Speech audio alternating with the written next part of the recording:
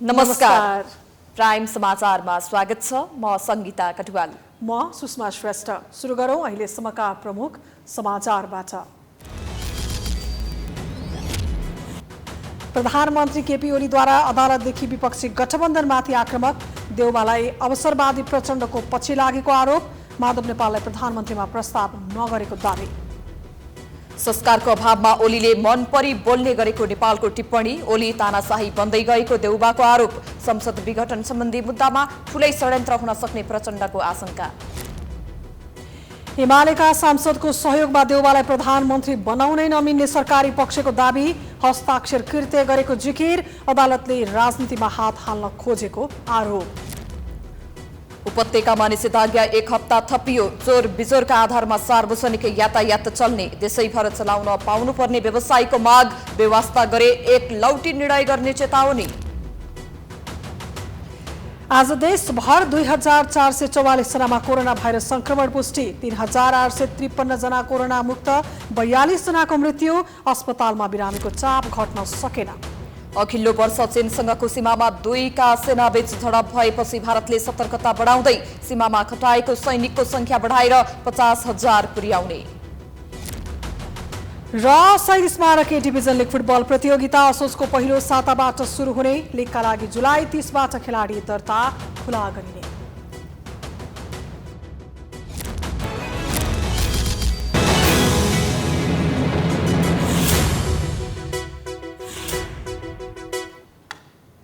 अब समाचार विस्तारमा। प्रधानमन्त्री केपी ओलीले अदालतदेखि विपक्षी गठबन्धनका नेताहरूप्रति कडा आक्रोश व्यक्त गर्नुभएको छ। आज एक सार्वजनिक कार्यक्रममा बोल्नुभएका ओलीले आफ्ना गलत काम र राष्ट्रपतिको बचाउ गर्दै विरोधीहरूप्रति प्रहार गर्नुभएको हो। ओलीले शेरबहादुर देउवालाई प्रचण्ड पथमा लागेको आरोप लगाउनु भएको छ भने प्रचण्डलाई अवसरवादी पनि भन्नुभएको छ। माधव कुमार नेपाललाई लाज शरम पचेको मान्छेको रूपमा उहाँले चित्रित गर्नुभएको छ। एक रिपोर्ट। प्रधानमन्त्री केपी शर्मा ओलीले सर्वोच्च अदालतमा हिंसालाई प्रोत्साहन गर्ने कुरा हुँदा न्यायाधीशहरू मौन बसेको भन्दै असन्तुष्टि व्यक्त गर्नुभएको छ। 70औं मदन भण्डारी जन्म जयन्तीको अवसरमा प्रधानमन्त्री निवास बालवाटारमा सोमबार आयोजित कार्यक्रमलाई सम्बोधन गर्दै ओलीले केही दिन अघि विपक्षी गठबन्धनका तर्फबाट अधिवक्ता रमण श्रेष्ठले गरेको बहसलाई इङ्गित गर्दै असन्तुष्टि जनाउनु भएको हो। श्रेष्ठले केही देशको उदाहरण दिँदै गलत काम गर्दा राष्ट्रपति र प्रधानमन्त्रीको हत्या भएको र त्यस्तो अवस्था नेपालमा पनि आउन सक्ने बताउनु भएको थियो। उक्त भनाइप्रति असन्तुष्टि व्यक्त गर्ने क्रममा ओलीले सर्वोच्च अदालतभित्रै प्रचण्ड पद प्रवेश गरेको बताउनुभयो। नेपाली कांग्रेसका कार्यकर्ताले नाथुराम गोडसे मै भन्छु अर्को ठाउँमा भने आश्चर्य लाग्छ। सर्वोच्च अदालतले हिंसालाई यस्तो दुरुत्साहन गर्ने वक्तव्य दिँदा रोक्ने काम गरेको पाइएन। यस्तो हिंसालाई दुरुत्साहन गर्ने काम अदालतमा गर्नुहुन्न। अथवा विद्वान अधिवक्ताजी तपाईँ आफ्नो वक्तव्य सम्हालेर राख्नुहोस् भनेर के न्यायमूर्तिहरूले त्यो सुझाव पनि राख्न सक्नुहुन्न र? केही दिन अघि कांग्रेसका बागमती प्रदेश सांसद नरोत्तम वैद्यले नाथुराम गोडसे बन्न तयार रहेको अभिव्यक्ति दिएको प्रति पनि ओलीले असन्तुष्टि व्यक्त गर्नुभयो। ओलीले विपक्षी नेपाली कांग्रेसका सभापति शेरबहादुर देउवाले प्रधानमन्त्री बन्ने तीव्र इच्छाका कारण लोकतान्त्रिक मार्ग छाडेको आरोप लगाउनुभयो। लोकतान्त्रिक आन्दोलनमा योगदानको इतिहास भएको कांग्रेस पार्टी अहिले प्रचण्डपन्थी बनेको ओलीको विश्लेषण छ। जनतामा जाने बाटोलाई अवरोध गरेर अन्त्यबाट प्रधानमन्त्री बन्न खोज्ने भनेर ओलीले देउवालाई प्रश्न गर्नुभयो। विगतमा राजाहरूले गरेको कु बिर्सेर अहिले कांग्रेस आफै कुको पछि लागेको ओलीको आरोप छ। म देशलाई धोका दिन्छु, पार्टीलाई धोका दिन्छु, जनतालाई धोका दिन्छु, पार्टीलाई ध्वस्त पार्ने मैले कसम खाएको छु। शेरबहादुर देउवालाई प्रधानमन्त्री बनाउने कसम खाएको छु। कम्युनिस्ट आन्दोलन ध्वस्त पार्ने कसम खाएको छु। यी सबै देशलाई, जनतालाई, पार्टीलाई सबैलाई धोका दिन्छु, तर शेरबहादुर देउवालाई धोका दिन्नु। त्यो उनको राजनीति हो। उनी शेरबहादुर देउवाको पार्टी नै जोइन गर्न पनि सक्छन्, कार्यकर्ता भएर हिँडेकै छन्। प्रचण्डको पार्टी त उनलाई जोइन गर्नु नै छ अन्तमा। ओलीले एमालेकै वरिष्ठ नेता माधव कुमार नेपाल नेपाली कांग्रेसको पछि कुदेको आरोप लगाउनु भएको छ। आफ्नो सरकार ढाल्ने र कम्युनिस्ट आन्दोलन सिद्ध्याउन खोजेको भन्दै नेपाललाई लाज शरम पचेको मान्छेको रूपमा चित्रित गर्नुभयो। ओलीले नेपाललाई प्रधानमन्त्रीको अफर नगरेको भन्दै आफूलाई बौला कुकुरले नठोकेको पनि स्पष्ट पार्नुभयो।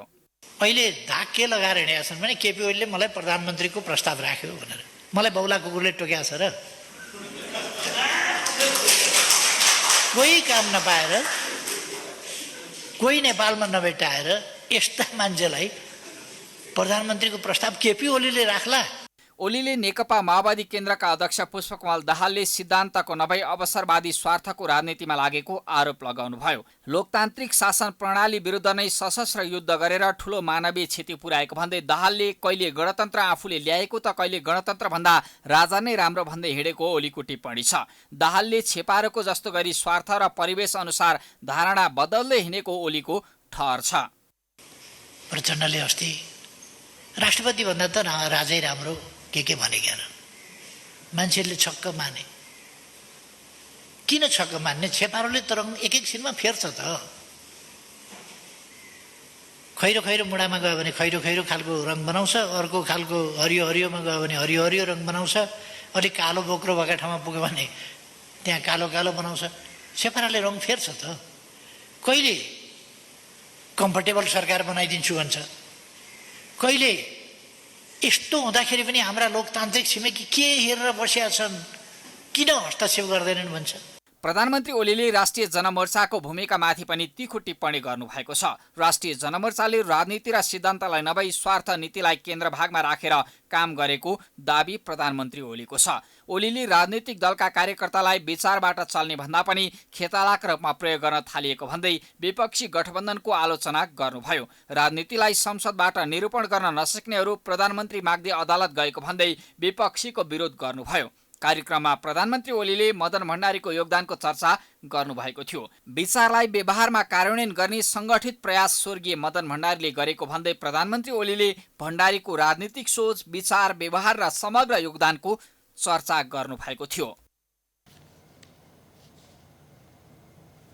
प्रतिनिधि सभा विघटन विरुद्धको मुद्दामा आजदेखि विपक्षीले बहस सुरु गरेका छन्। प्रधानमन्त्री केपी ओलीको पक्षबाट आज महान्यायाधिवक्ता रमेश बडालले बहस गर्नुभयो। उहाँले निर्दलीयता लागू गर्न खोजिएको जिकिर गर्नुभएको छ। एमालेका सांसदको सहयोगमा शेरबहादुर देउवालाई प्रधानमन्त्री बनाउनै नमिल्ने सरकारी पक्षको दाबी छ। एक रिपोर्ट। प्रतिनिधि सभा विघटन विरुद्ध नेपाली कांग्रेसका सभापति शेरबहादुर देउवा सहित 146 सांसदले दायर गरेको निवेदनमाथि संवैधानिक इजलासमा सोमबारदेखि विपक्षीको बहस सुरु भएको छ। बहसमा उत्रिनुभएका महान्यायाधिवक्ता रमेश बडालले निर्दलीयता लागू गर्न खोजिएको बताउनुभयो। एक दलबाट निर्वाचित सांसदले विपक्षी दलको नेतालाई प्रधानमन्त्री बनाउन जाने र त्यसलाई कार्यान्वयन गर्न अदालत आउनु गलत भएको बडालको भनाइ छ। नेकपा एमाले र जसपाले देउवालाई प्रधानमन्त्री बनाउने निर्णय नगरे पनि दुवै दलका केही सांसद देउवाको पक्षमा लागेकाले त्यो अवैधानिक हुने बडालको जिकिर थियो। एउटा दलबाट निर्वाचित हुने अनि प्रतिस्पर्धी दलको नेतालाई प्रधानमन्त्री बनाउन जान्छु भन्ने अनि सम्मानित अदालतबाट कार्यान्वयन गरी पाऊँ भनेर आउन मिल्छ र भनेर बडालले संवैधानिक इजलासमा प्रश्न गर्नुभएको छ। राजनीतिक दल हुनका लागि समान राजनीतिक विचारधारा, दर्शन र कार्यक्रम हुने भएको कुरा स्मरण गर्नुपर्ने बडालको भनाइ थियो। देउवालाई प्रधानमन्त्रीमा नियुक्तिको आदेश दिएमा अदालतले राजनीतिमा हात हालेको ठहरिने बडालको चेतावनी छ। जेठ 7 गते प्रधानमन्त्रीमा शेरबहादुर देउवाले दावी गर्ने क्रममा नेकपा एमालेका 26 जनाले समर्थनसहित हस्ताक्षर राष्ट्रपति कार्यालयमा पठाएका थिए। प्रधानमन्त्रीमा एमालेका अध्यक्ष केपी शर्मा ओलीले पनि दावी गर्नुभएको थियो। बहसका क्रममा महान्यायाधिवक्ताले सोही प्रसङ्ग उल्लेख गर्नुभएको हो। महान्यायाधिवक्ता बडालले संविधानको धारा 76 को उपधारा 5 बमोजिमको प्रधानमन्त्री नियुक्तिका लागि आह्वान हुँदा केपी शर्मा ओलीले दावी गर्न मिल्दैन भनेर कहाँ लेखेको छ भनेर पनि प्रश्न गर्नुभयो। जेठ 6 गते संसदमा आफ्नो पक्षमा 93 सांसद मात्रै रहेको र विश्वासको मत प्राप्त गर्न नसक्ने भन्दै ओलीले मार्ग प्रशस्त गरेको भन्दै वैकल्पिक प्रधानमन्त्री नियुक्तिको प्रक्रिया थाल्न राष्ट्रपतिलाई पत्र पठाउनु भएको थियो। तर प्रधानमन्त्री नियुक्तिका लागि राष्ट्रपतिले आह्वान भएपछि जेठ 7 गते ओलीले पनि आफूसँग बहुमत रहेको दावी गर्नुभएको थियो। यसको विरोध भइरहेको छ। सोही विषयलाई लिएर रिट निवेदक शेरबहादुर देउवा सहित 146 सांसदका कानून व्यवसायीले प्रधानमन्त्रीमा ओलीलाई दावी गर्न नमिल्ने बताएका थिए। ओलीले ती कार्य प्रतिनिधि सभा विघटन गर्ने बदनियतका साथ गरेको पनि रिट निवेदकका कानून व्यवसायीको भनाइ थियो। तर बडालले कांग्रेस सभापति देउबाले नेकपा एमालेका सांसदहरूको हस्ताक्षर दुरुपयोग गरेको दावी पनि गर्नुभएको थियो। कृत्य गरेकोमा रिट निवेदकलाई कारबाही गर्नुपर्ने तर्क बडालले गरेपछि प्रधान न्यायाधीश चोलेन्द्र शमशेर जबराले जुन प्रायोजनको लागि सही गरेको हो त्यो दुरुपयोग भयो भन्ने अधिकार उहाँहरूको होइन र भनेर प्रश्न गर्नुभएको थियो। प्रधान न्यायाधीशको प्रश्नमा बडालले जग्गा किचुलोको जस्तो मुद्दामा बहस नभएको भन्दै प्रधानमन्त्री नियुक्तिबारे बहस भइरहेको हुनाले लिखित बारे इजलासले हेर्नुपर्ने बताउनुभयो। मंगलबार नायब महान्यायाधिवक्ता पदम प्रसाद पाण्डेले बहस गर्नुहुनेछ। प्रधानमन्त्री सहित राष्ट्रपति कार्यालय, प्रधानमन्त्री तथा मन्त्री परिषदको कार्यालय र सभामुख अग्निप्रसाद सापकोटाका कानून व्यवसायको बहस बाँकी नै छ। काठमाडौँ उपत्यकामा एक हप्ता निषेधाज्ञा थपिएको छ। थपिएको अवधिमा 25 भन्दा बढी सिट भएका सार्वजनिक सवारी साधन जोर बिजोरमा चल्न पाउने भएका छन्।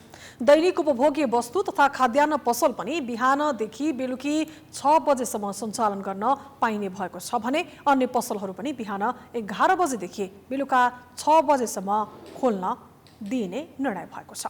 एक रिपोर्ट। काठमाडौँ उपत्यकामा 25 भन्दा बढी सिट भएका सार्वजनिक सवारी साधनलाई जोर बिजोर प्रणालीमा सञ्चालन गर्न दिने निर्णय सहित एक साता निषेधाज्ञा थप गरिएको छ।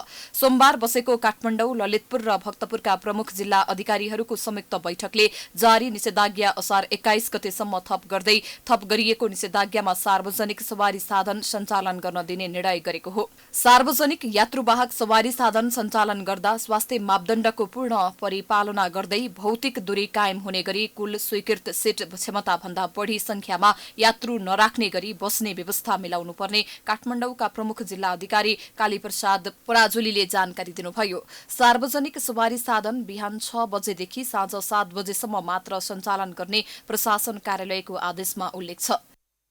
र अहिले यो हप्तादेखि चाहिँ हामीले सार्वजनिक यातायात जुन अब ठुला बसहरू 25 सिट भन्दा माथिका बसहरूलाई पनि हामीले जोरबिजोरको आधारमा काठमाडौँ उपत्यकाभित्र मात्र सञ्चालन हुने गरी अब चाहिँ बिहान 6 बजेदेखि बेलुका 7 बजेसम्म सञ्चालन गर्न दिने भनेर निर्णय गरेका छौँ। र अब यो बिहा व्रतबन्धको हकमा हामीले अलिकति सङ्ख्या 10 जना मात्रै थियो, अलिकति यसलाई चाहिँ भौतिक दूरी कायम गरेर स्वास्थ्य प्रोटोकल अनिवार्य पालन गर्ने गरी घरमै गर्ने गरी 15 जनामा अब सङ्ख्या तोकिएको छ। त्यस्तै दैनिक उपभोग्य वस्तु तथा खाद्यान्न पसल पनि बिहानदेखि बेलुका 6 बजेसम्म सञ्चालन गर्न दिइने निर्णय भएको छ। यस्तै अन्य पसलहरूको हकमा पनि बिहान 11 बजेदेखि बेलुका 6 बजेसम्म सञ्चालन गर्न दिइने निर्णय भएको पराजुलीले बताउनुभयो। होटल रेस्टुरेन्टको हकमा भने टेक अवे र होम डेलिभरी सेवा मात्र दिन पाउने व्यवस्था गरिएको उहाँको भनाइ छ। विवाह, व्रतबन्ध जस्ता कार्यका लागि भौतिक दूरी तथा स्वास्थ्य मापदण्ड पालना गरेर बढीमा 15 जनासम्म उपस्थित हुन पाउनेछन्। कोरोना संक्रमण दर पुनः बढेको अवस्थामा निषेधाज्ञा पनि फेरि कडाई हुने जिल्ला प्रशासन कार्यालयले स्पष्ट पारेको छ। र संक्रमण बढ्न गएमा यस आदेशमा भएका व्यवस्थाहरू कुनै पनि बेला पुनरावलोकन गर्न सकिनेछ भनेको मतलब अब भोलि अब आज हामीले अलिकति केही रिलिज गर्यौँ, भोलि चाहिँ यो दर चाहिँ बढ्दै गयो भने फेरि हामीले चाहिँ बन्द गर्नुपर्ने अवस्था हुन सक्छ। निषेधाज्ञामा सभा, सम्मेलन, गोष्ठी गर्न निषेध नै गरिएको छ। Cinema hall, party palace, dance bar, swimming pool, salon, beauty parlour, gymkhana, रंगशाला पनि निषेधित भित्र नै परेको छ। शैक्षिक संस्थाहरू पनि निषेधितमै परेको छ। पार्टी प्यालेस र होटलहरू पार्टी आयोजना गर्न निषेध नै छ। कोरोना संक्रमण बढेपछि काठमाडौँ उपत्यकाभित्र वैशाख 16 गतेदेखि निषेधाज्ञा जारी रहेको छ।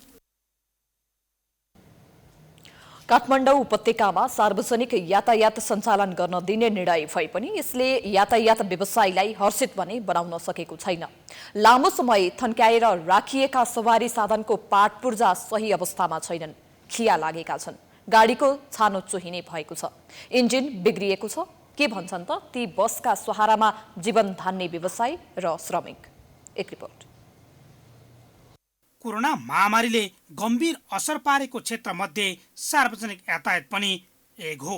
कोरोनाको पहिलो लहरसँगै गरिएको निषेधाज्ञाका कारण अघिल्लो वर्ष झन्डै 6 महिना सार्वजनिक यातायात सडकमा गुड्न पाएनन्। फेरि दोस्रो लहर फैलिएसँगै झन्डै 2 महिना लामो निषेधाज्ञाले यी बसहरू ग्यारेजमा थन्किन बाध्य भए। घाँस पलाएको छ, इन्जिन बिग्रिन थालिसकेको छ। हिजो आज कति बेला पानी पर्छ अनि कति बेला थामिन्छ पत्तो छैन।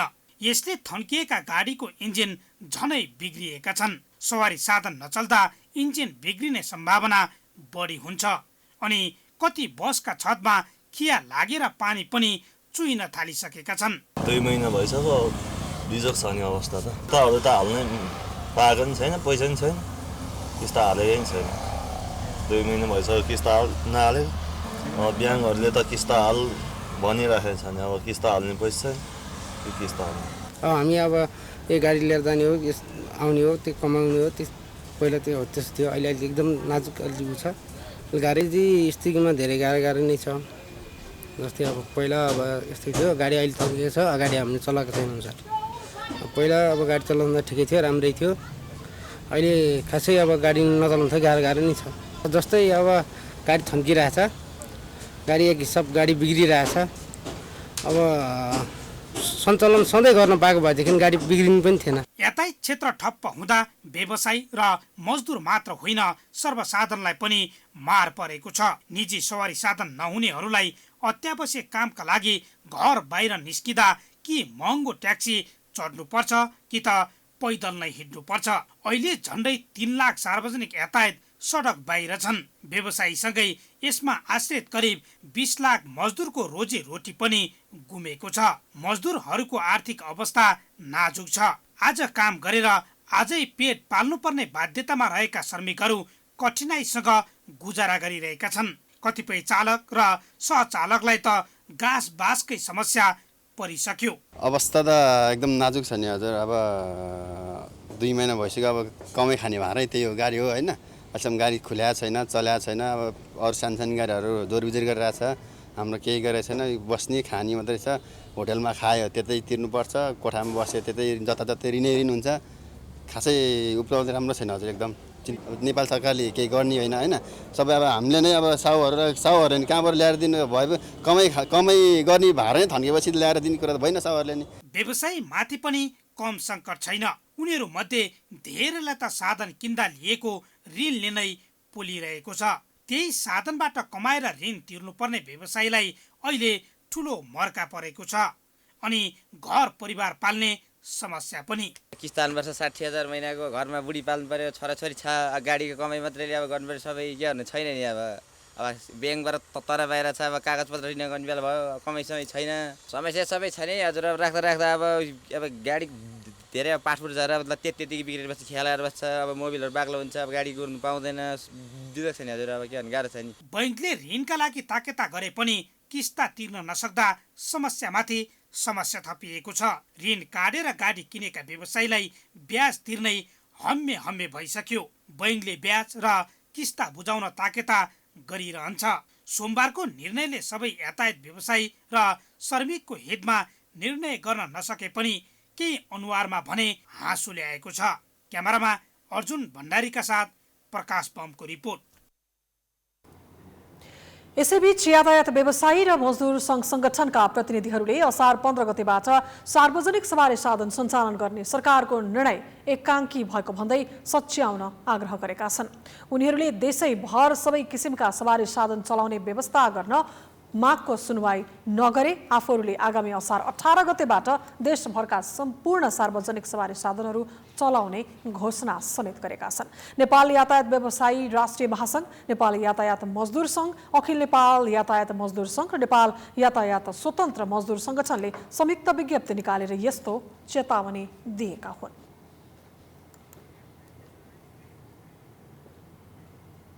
समाचारको सिलसिला अझै जारी छ, हामी विश्राम पछि आउँछौँ।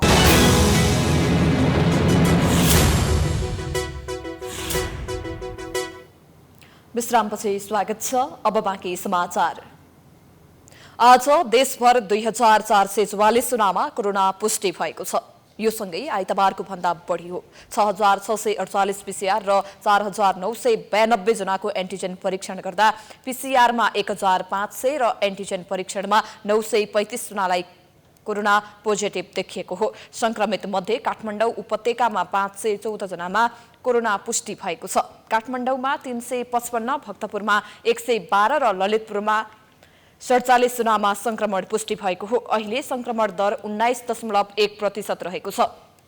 अहिले 22 जिल्लामा 500 भन्दा बढी सक्रिय संक्रमित रहेका छन्। यो सहित हालसम्म 6,68,221 जनामा संक्रमण पुष्टि भइसकेको छ। विगत 24 घण्टामा 3,853 जना कोरोना मुक्त भएका छन्। अहिलेसम्म 5,88,187 जनाले कोरोना जितेका छन्। अहिले संक्रमणपछि निको भएको दर 92.6% रहेको छ। सोमबार कोरोना संक्रमणका कारण नेपालभरि 42 जनाको मृत्यु भएको छ। यो सहित नेपालमा कुल कोरोनाबाट 9,091 जनाको मृत्यु भएको छ। अहिले 37,950 जना संक्रमित आइसोलेसनमा रहेका छन्। उनीहरूमध्ये 35,075 जना होम आइसोलेसन र 2,875 जना संस्थागत आइसोलेसनमा छन्। देशका विभिन्न अस्पतालको आइसियुमा 657 र 193 जना भेन्टिलेटरमा उपचाररत छन्।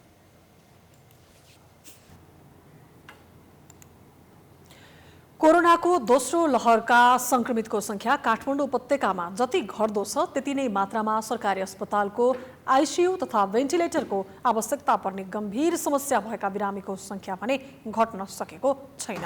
पहिले जस्तो अस्पतालको प्राङ्गणमै राखेर संक्रमितको उपचार गर्नुपर्ने अवस्था त छैन, तर कोरोनाबाट निको भएपछि देखिने स्वास्थ्य समस्याका कारण कुनै न कुनै समस्या लिएर अस्पतालमा आउने बिरामीको चाप भने निकै छ। एक रिपोर्ट। अन्तिम सातादेखि जेठको आधा आधीसम्म नेपालमा कोरोना संक्रमणको संख्या निकै थियो। दैनिक 9,000 भन्दा धेरै संक्रमित हुँदा कोरोना बिरामीका लागि अस्पतालले सामान्य बेड समेत उपलब्ध गराउन सक्दैनथ्यो, जसले गर्दा गम्भीर अवस्थामा पुगेका संक्रमितलाई समेत अस्पताल बाहिर राखेर उपचार गरिन्थ्यो। सरकारी तथ्याङ्कका आधारमा भन्ने हो भने पछिल्ला दिनमा संक्रमितको संख्या हत्तै घटेको त छ, तर कोरोना संक्रमणबाट पार पाएर घर फर्किएका बिरामीहरू अहिले पनि अस्पताल धाइरहेका छन्। अहिले पोस्ट कोभिड स्वास्थ्य समस्यामा परेका बिरामीका कारण अस्पतालमा चाप कम हुन नसकेको हो। पहिले जस्तो धान्नै नसक्ने चाप नभए पनि सरकारी अस्पतालमा आइसियु तथा भेन्टिलेटर भने खाली छैनन्। राजधानीका अस्पतालको आइसियु तथा भेन्टिलेटरमा जति बिरामी छन् उनीहरूमध्ये अधिकांशको अवस्था जटिल रहेको त्रिवी शिक्षण अस्पतालका कोभिड व्यवस्थापनका सदस्य एवं छातीरोग विशेषज्ञ डाक्टर निरज बम बताउनुहुन्छ।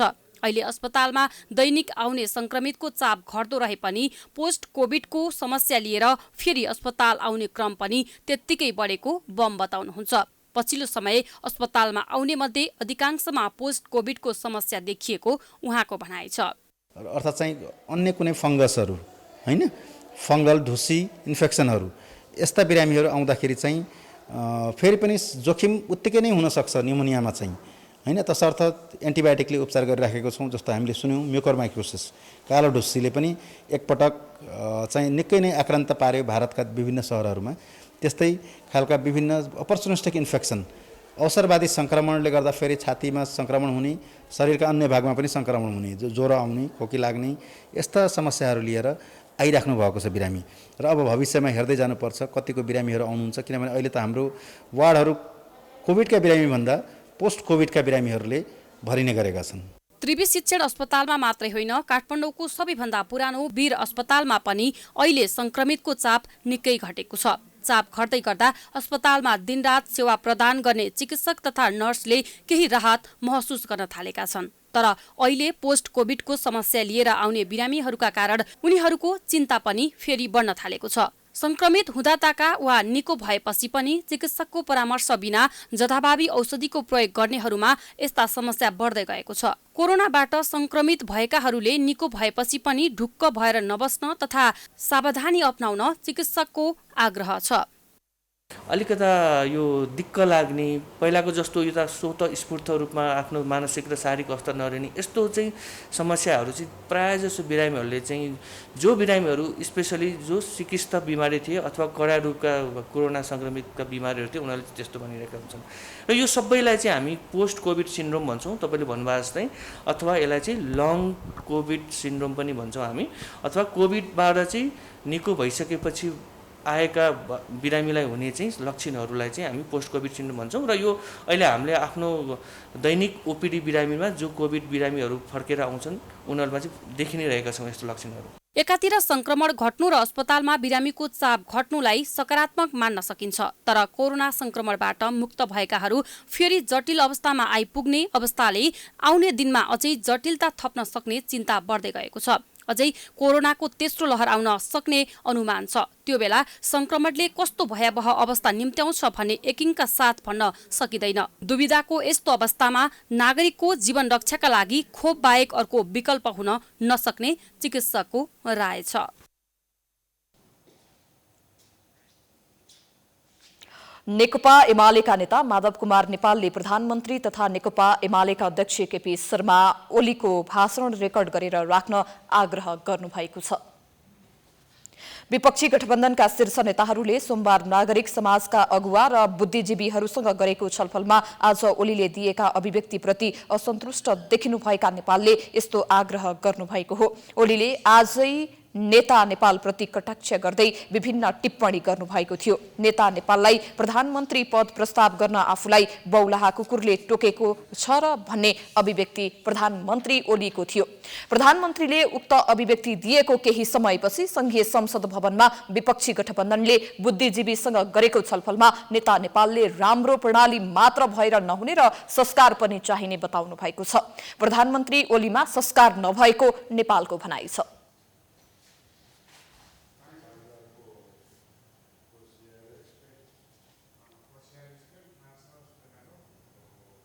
पानी र पानी माथिबाट तल जान्छ, माथि कस्तो छ त्यसको असर तल पर्छ। त्यसो हुनाले यहाँ कतिपय भ्रम उहाँले आफै निवारण गर्नुपर्छ। मलाई बौलाहा कुकुरले टोकेको छ भन्ने यस्ता खालका कति राम्रा कुराहरू उहाँले यहाँ भन्नुभएको छ। त्यो सबैको ध्यान जाओस्। म धेरै कुरा भन्न चाहन्छु। तपाईँहरू विद्वान भएर एक एक कुराको जानकारी हुन्छ। कतै घटना घट्न पाएको हुँदा तपाईँहरू तुरन्त थाहा भइहाल्छ। बरु तपाईँहरूलाई थाहा पाउने परिस्थिति हुन्छ। त्यसैगरी नेपाली कंग्रेसका सभापति शेरबहादुर देउवाले सरकारले संवैधानिक नियुक्ति गरेर गर्नै नपर्ने कार्य गरिरहेको बताउनुभयो। देउवाले ओली प्रवृत्ति निकै तानाशाही र स्वच्छतारी भएको बताउनुभयो। राष्ट्रपति भण्डारीले प्रधानमन्त्री ओलीको कारिन्दा जस्तो भएर काम गरेकाले अहिलेको समस्या आएको पनि सभापति देउवाको भनाइ छ।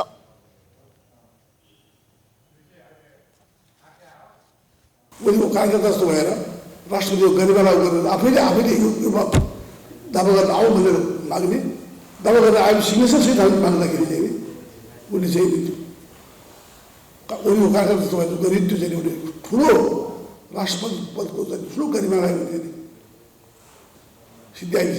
त्यस कारण चाहिँ यो हद भइसक्यो। यस्तो पनि गर्ने हो। उसले आफैले दुःख गर्छ। उसले बुद्धिबल गर्ने के मान्नु पर्छ। त्यसमा उसलाई चाहिँ यो चाहिँ कुरा चाहिँ राष्ट्रपतिले धेरै ठुलो गल्ती गरेको हुन्। यो आफैले बनाएको कुरा आफैले काटेको कुरा गर्न पाइन्छ। नेपालले विपक्षी गठबन्धन संविधानको रक्षाका लागि लडिरहेको बताउनुभयो। कार्यक्रममा नेकपा माओवादी केन्द्रका अध्यक्ष पुष्पकमल दाहालले संसद पुनर्स्थापना हुन्छ र सरकार बनिहाल्छ भनेर ढुक्क हुने अवस्था नरहेको बताउनु भएको छ। दाहालले अदालतबारे कुनै टिप्पणी नगर्ने बताउँदै संसद पुनर्स्थापनाप्रति आशंका व्यक्त गर्नुभएको हो। तर सरकार पक्षले अदालतलाई दबाव र प्रभावमा पार्न खोजेको दाहालको जिकिर छ। संसद विघटन सम्बन्धी मुद्दामा ठूलै खेलको गन्ध आइरहेको दाहालको भनाइ छ। संसद पुनर्स्थापना भइहाले पनि पुनर्स्थापना नहुनुभन्दा खराब परिस्थिति बन्न सक्ने दाहालको आशंका छ। दाहालले ओली अब ओह्रालो लागेको दाबी गर्नुभएको छ। तर अझै पनि ओलीले षड्यन्त्रका गोटीहरू चाल्न सक्ने दाहालको आशंका छ। उहाँ चाहिँ ओह्रालो लागेकै मैले बुझ्छु। त्यसकारण अब हामी तर यसो भनेर अझै षड्यन्त्रका केही गोटीहरू चाल्नको लागि उहाँ जुनसुकै हदमा जाने खतरा पनि छ।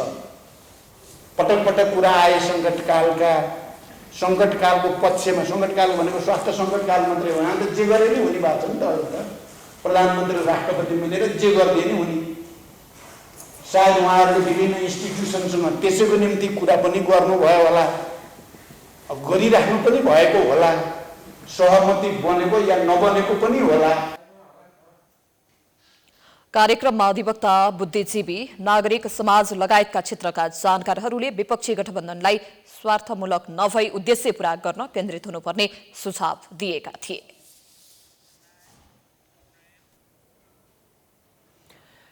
कालीगण्डकी तिनाउ डाइभर्सन आयोजनाले नेताहरूलाई कित्ताकाट गराइदिएको छ। लुम्बिनी प्रदेशका नेताहरू विष्णु पौडेल र शङ्कर पोखरेल एकातिर हुनुहुन्छ भने गण्डकी प्रदेशका गोपालमान श्रेष्ठ, कृष्णचन्द्र नेपाली र पृथ्वीश सुब्बा गुरुङ अर्कोतिर।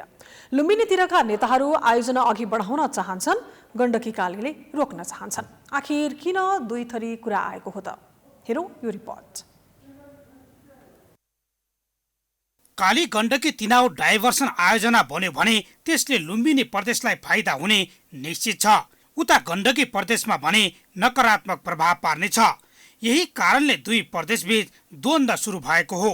आयोजनाको कार्यले उद्घाटन गरिएपछि दुई पक्षबीच पक्ष र विपक्षमा तर्क वितर्क हुन थालेको छ। प्रस्तावित काली गण्डकी तिनाउ डाइभर्सनले रामदीबाट तिनाउमा पानी लैजाँदा पाल्पाको रामपुर नगरपालिका 8 को खैरेनी सामुदायिक वन क्षेत्रमा नकारात्मक प्रभाव पार्ने देखिन्छ। उपप्रधान तथा अर्थमन्त्री पौडेलले शनिबार बुटोलमा आयोजना कार्यालयको उद्घाटन गर्नुभएको थियो। कार्यालय उद्घाटन गर्दै पौडेलले आयोजनाले रूपन्देहीसँगै कपिलवस्तु र नवलपरासी पश्चिमको आर्थिक विकासमा आयोजनाले ठूलो टेवा पुग्ने दावी गर्नुभएको थियो। उहाँले आयोजना अगाडि बढाउन आर्थिक व्यवस्थापन आफूले गर्ने प्रतिबद्धता पनि व्यक्त गर्नुभएको थियो। एउटा अलग्गै कार्यालय स्थापना गर्ने, यो कार्यालयमा सम्बन्धित विषयका विज्ञ कार्यालय प्रमुख रहने, उहाँका मार्फतमा आवश्यक प्राविधिक र अन्य जनशक्ति रहने र आयोजनाको तयारी कार्यालय र कार्यान्वयनको प्रक्रियालाई अगाडि लैजाने त्यस प्रयोजनका साथ यो आयोजनाको कार्यालयको आज स्थापना भएको छ, उद्घाटन भएको छ। अब हामी बडो दृढताका साथ भन्न सक्ने, आत्मविश्वासको साथ भन्न सक्ने अवस्थामा आएका छौँ कि अब काली गण्डकी तिनाउ आयोजना यो सपनाको विषय रहेन, यो सपनाको विषय रहेन, भन्ने विषय रहेन। रामदीदेखि तल्लो तटीय क्षेत्र स्याङ्जा, नवलपरासी, पाल्पा र तिनौका स्थानीय जनप्रतिनिधि, बुद्धिजीवी, नागरिक समाजका अगुवा र वातावरणविदले भने आयोजना निर्माणले काली गण्डकीको धार्मिक सांस्कृतिक सम्पदा मात्र नभएर वातावरण, जलचर, पशुपन्छी र स्थानीय बासिन्दाको जीवनलाई सिधै असर पुर्याउने बताउँदै आएका छन्। एमालेका प्रभावशाली नेता तथा उपप्रधानमन्त्री समेत रहनुभएका पौडेलले आयोजना अघि बढाउन खुट्टा उचाल्दा लुम्बिनी प्रदेशका मुख्यमन्त्री शङ्कर पोखरेलले साथ दिनुभएको छ। तर पौडेल र पोखरेललाई गण्डकी प्रदेशका पूर्व मुख्यमन्त्री पृथ्वी सुब्बा गुरुङ र पूर्व अर्थमन्त्री किरण गुरुङले चुनौती दिनुभएको छ। यी चारैजना नेता एमालेको ओली समूहका हुन्, जसले गर्दा काली गण्डकी तिनाउ डाइभर्सन आयोजनाकै कारण एमालेका एउटै गुटका नेताहरूबीच टकराव बढ्ने देखिएको छ। पूर्व मुख्यमन्त्री गुरुङले गण्डकीका तनहुँ, स्याङ्जा, नवलपरासी सुक्खा हुने गरी कालीगण्डकी नदीलाई मोडेर तिनाउमा मिसाउन नहुने बताउँदै आउनु भएको छ भने गण्डकीका पूर्व अर्थमन्त्री गुरुङले गण्डकीका जिल्लालाई मरुभूमि बनाएर कपिलवस्तु र रूपन्देहीलाई हराभरा बनाउने कुरा तर्कसङ्गत नहुने धारणा राख्दै आउनु भएको छ। एमालेका नेताद्वयलाई गण्डकी प्रदेशको मुख्यमन्त्री कृष्णचन्द्र नेपाली, नेपाली कङ्ग्रेसका नेता गोपालमान श्रेष्ठ लगायतले समर्थन मात्रै होइन आयोजनाको कडा विरोध गरेका छन्। गण्डकी प्रदेश सरकारले शनिबार नै वक्तव्य जारी गरी काली गण्डकी तिनाउ डाइभर्सन उद्देश्य आयोजनाको विरोध गरेको थियो। सङ्घबाट कार्यान्वयन हुने यो आयोजनाबाट लुम्बिनी प्रदेशले आफ्नो लाभ हुने देखेको छ भने गण्डकी प्रदेशले आफ्नो तर्फ हानि हुने ठानेको छ। काली गण्डकी एकीकृत विकास केन्द्रका अध्यक्ष बुद्धिमान श्रेष्ठले पनि विज्ञप्ति मार्फत विरोध जनाउनु भएको छ। काली गण्डकी नदीलाई डाइभर्सन गरेर तिनाउ नदीमा मिसाई रूपन्देही, कपिलवस्तु र नवलपरासीको करिब 1 लाख हेक्टर खेतीयोग्य जमिन सिँचाइ गर्ने र 136 मेगावाट विद्युत उत्पादन उद्देश्यले योजना अघि बढाइने बताइएको छ। आयोजना सम्पन्न गर्न 1 खर्ब 80 अर्ब रुपियाँ लाग्ने अनुमान गरिएको छ। डाइभर्सनका लागि स्याङ्जा जिल्लाको रामदी भन्दा 2.5 किलोमिटर तल ड्याम निर्माण गरिनेछ, जसमा 27 किलोमिटर सुरुङ हुँदै पाल्पाको तिनाउ गाउँपालिका 2 दोभानमा पानी ल्याउने योजना छ। समाचारको सिलसिला अझै जारी छ, हामी विश्राम पछि आउँछौँ।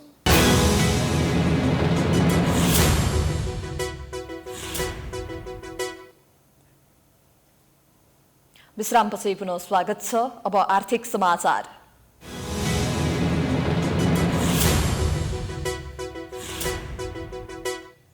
सामाजिक सुरक्षा कोषले हालसम्म कोषमा 14,580 रोजगारदाता आबद्ध भएको जानकारी दिएको छ। सोमबार काठमाडौँमा पत्रकार सम्मेलन गर्दै कोषले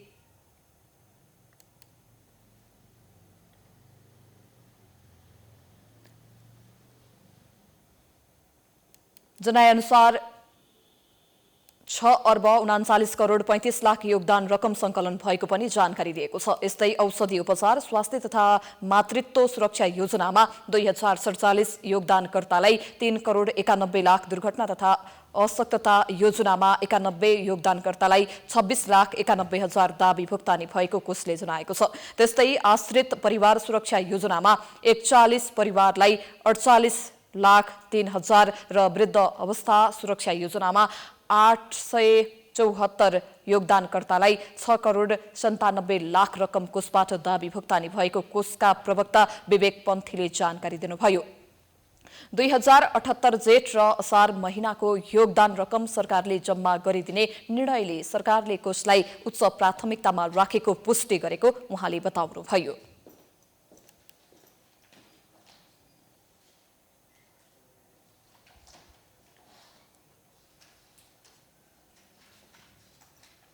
हालसम्म कोषमा जम्मा 14,580 रोजगारदाता, 2,51,292 योगदानकर्ता, 6,29,39,35,00,000 योगदान रकम सङ्कलन भएको छ भने कोषले सञ्चालन गर्ने औषधि उपचार, स्वास्थ्य तथा मातृत्व सुरक्षा योजनामा 2047 योगदानकर्तालाई रु 3,91,00,000, दुर्घटना तथा अशक्त सुविधा योजनामा 91 योगदानकर्तालाई 26,91,000, आश्रित परिवार सुरक्षा योजनामा 41 आश्रित परिवारलाई 48,03,000 र वृद्धावस्था सुरक्षा योजनामा 874 योगदानकर्तालाई 6,97,00,000 गरी कुल 91,62,00,000 रकम कोषबाट दाबी भुक्तानी भएको छ। पत्रकार सम्मेलनमा कोषका कार्यकारी निर्देशक कपिल मणि गेवालीले अनौपचारिक क्षेत्रलाई पनि कोषमा संलग्न गराउन काम भइरहेको बताउनुभयो। त्यस्तै उहाँले कोषमा आएका उजुरीलाई प्राथमिकताका साथ हेरिरहेको जानकारी दिनुभयो। ऐन र योगदानमा आधारित सामाजिक सुरक्षा ऐन जुन फर्मेसन बन्यो त्यो बन्दाखेरि नै यो त्रिपक्षीय परिकल्पना गरिएको देखिन्छ। रोजगारदाता यसमा इन्भल्भ हुनुहुन्छ, श्रमिक प्रतिनिधि यसमा इन्भल्भ हुनुहुन्छ र सरकार पनि छ। त्यसकारण चाहिँ यो जुन कारबाहीको सन्दर्भ छ, कारबाहीको सन्दर्भमा यहाँले भनेको चाहिँ मेरो 31% रोजगारदाताले मेरैबाट कट्टी गर्यो भनेर हामी कहाँ उजुरी आउने अथवा श्रम विभागमा उजुरी गरिसकेपछि मात्रै त्यो अगाडि बढ्ने हो होइन। त्योभन्दा अगाडि कतिले कसरी गरेछ भन्ने कुराको चाहिँ त्यस्तो मेकानिजम छैन। सामाजिक सुरक्षा योजनामा आबद्ध हुनका लागि 2075 कार्तिक 26 गते राजपत्रमा सूचना प्रकाशित गरी 2076 साउन 1 गतेबाट निरन्तर योगदान रकम संकलन भइरहेको कोषले जनाएको छ।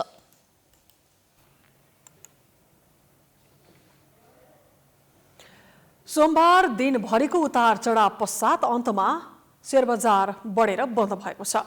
सोमबार शेयर बजार परिसूचक नेप्से 5.06 अङ्कले बढेर 2,875.45 अङ्कको बिन्दुमा बन्द भएको छ। क वर्गका कम्पनीको कारोबार मापन गर्ने सेन्सिटिभ परिसूचक पनि 4.14 अङ्कले घटेर 533.55 अङ्कको बिन्दुमा बन्द भएको छ। सोमबार 219 कम्पनीको 81,300 पटकको व्यापारमा 1,92,83,065 किता शेयरको खरिद बिक्री हुँदा 7,72,55,94,965 रुपैयाँ 50 पैसा बराबरको कारोबार भएको छ। 13 समूहको कारोबार भएकोमा 5 समूहको परिसूचक बढ्दा बाँकी 7 समूहको परिसूचक घटेका छन्। लगानी र लघुवित्त समूह 2% भन्दा धेरैले बढ्दा बाँकी समूहको परिसूचक 1% भन्दा थोरैले बढेका हुन्।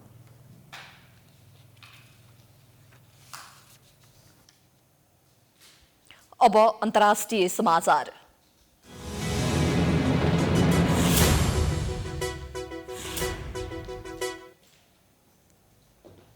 भारतले चीनको सीमामा खटाएको सैनिकको संख्या इतिहासमै सबैभन्दा बढी बनाएको छ।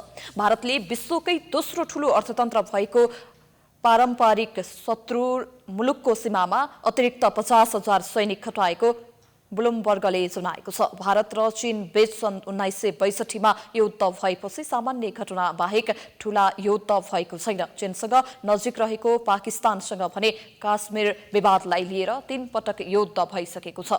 गत वर्ष भारत र चीनका सैनिक बीच झगडा हुँदा 2 दर्जन भन्दा बढी भारतीय सैनिकको निधन भएको थियो। चीनले भने निकै पछि आएर आफ्ना केही सैनिक मारिएको स्वीकार गरेको थियो। यी दुई मुलुक बीचको सीमा विवादका कारण अहिले कहीँ युद्धको माहौल भने तयार हुने गरेको छ।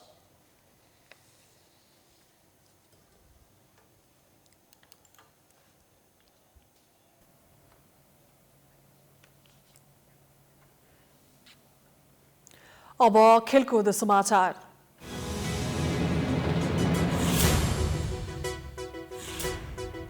शहीद स्मारक ए डिभिजन लिग फुटबल प्रतियोगिता असोजको पहिलो साताबाट सुरु हुने भएको छ। अखिल नेपाल फुटबल संघ एन्फाले सोमबार यस वर्षको ए डिभिजन लिग असोज 3 गतेबाट सुरु हुने जनाएको छ। एन्फाले ए डिभिजनका 14 क्लबसँग छलफल गर्दै लिगको मिति तय गरेको हो। यस्तै एन्फाले लिगका लागि जुलाई 30 बाट खेलाडी दर्ता खुला हुने समेत जनाएको छ। एन्फाले प्रतियोगिता असोजमा सुरु हुने मिति घोषणा गरे पनि सकिने मिति खुलाएको छैन। एन्फाको क्यालेन्डर अनुसार ए डिभिजन लिग भदौदेखि चैतसम्म सञ्चालन गर्ने उल्लेख छ, तर एन्फाले यस सिजनको शीर्ष डिभिजनले करिब 6 महिना सञ्चालन गर्ने तयारी गरेको छ। कोरोना भाइरसको महामारीको कारण अघिल्लो वर्ष ए डिभिजन लिग आयोजना भएको थिएन।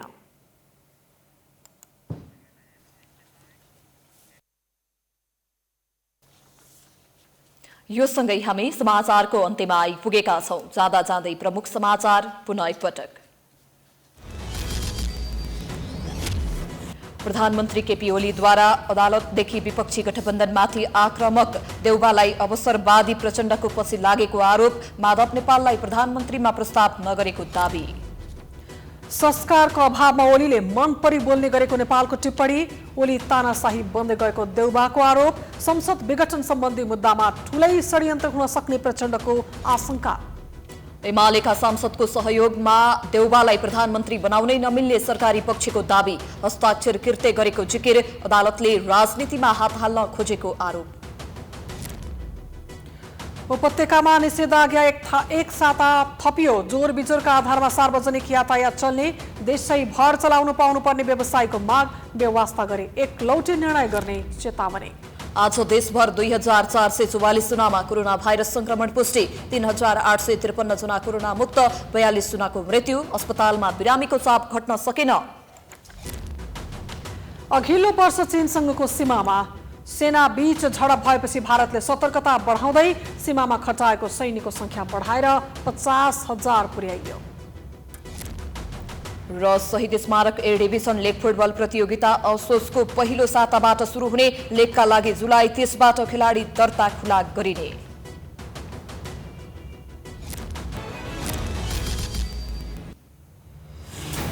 प्राइम समाचार अहिलेलाई सकियो। यसपछिको प्रस्तुति जनता जान्न चाहन्छन् ऋषि धमलाको साथमा। हेर्दै रहनुहोला प्राइम टाइम्स टेलिभिजन। नमस्कार।